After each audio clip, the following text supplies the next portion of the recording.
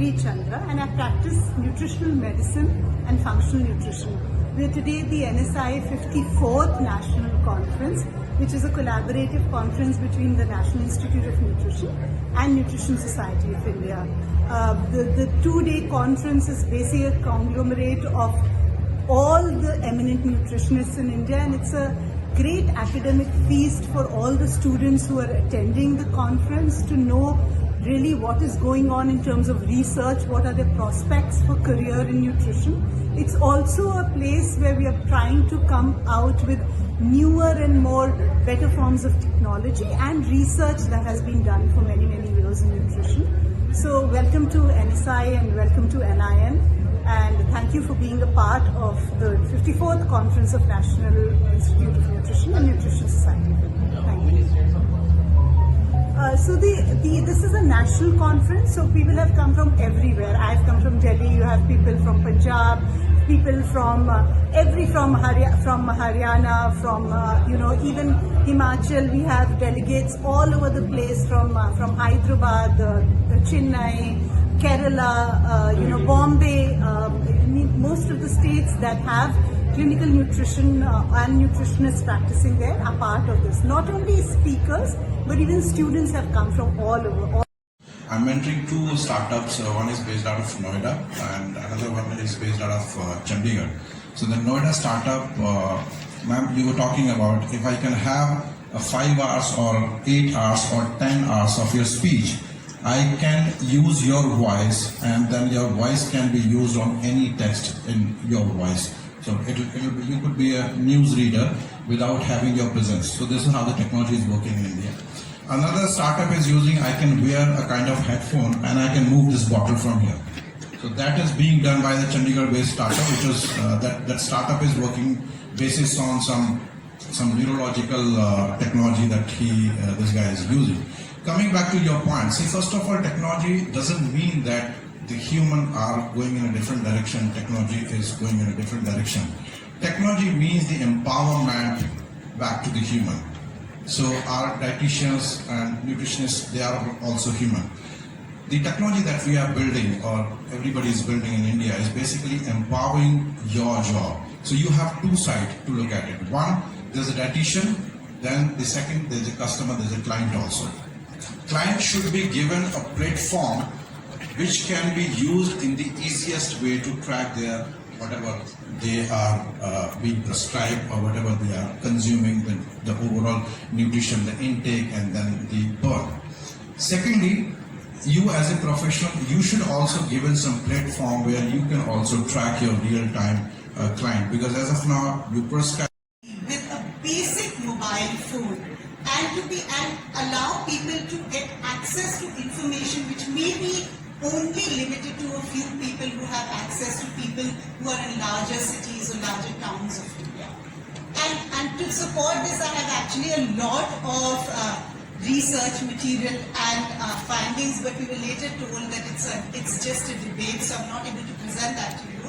But there is enough research, preliminary research at least, to show us that these programs, when they are done in an organized way with a proper health coach, with continuous communication, monitoring, blood work, they are extremely effective, and not just in weight loss but also in clinical management of non-communicable diseases and cardiometabolic conditions. So my two words really here would be, we're obviously not replacing the nutritionist and the clinical person, but we definitely have an advantage here to reach out to far more people and of course make this available to people who do not have access to coming to all of us sitting maybe in certain physical parts of India. So yeah, that's it. Thank you very much. I think you should applaud to show your unbiased. Thank you. I think she made two very valid points. One is there is only partial replacement, it doesn't completely replace the entire clinical assessment. And second is greater reach. You know, now the mobile phone penetration in our country is almost 90% and more. So you can reach 90% of the population through this electronic technology, but you may not be able to reach the 90% physical contact. That's a good point. Just 1 second that I missed saying, Dr. Sashkan. have been working for 25 years in hospitals. So just wanted to put that, I'm not Sorry, a technology person. I didn't give a detailed introduction in the interest of time. Otherwise, I have your thing. Sorry about that. And the next one is about precision and accuracy. The app will give you the same answer if you put in the same parameters, but two nutritionists may not give you the same opinion if you give the same thing. So therefore, the precision is like everything that is called digital. So digital world can never replace humans. Why? Because we are talking about globalization, we are talking about digital India, we are talking about smartphones, mobile applications, and ma'am, you mentioned about greater reach to a wider section of population. But my question to you is, how many of that population understand your application? India has it's a festival of languages. Everybody does not understand English, and therefore they are not user friendly of the app that you are talking about.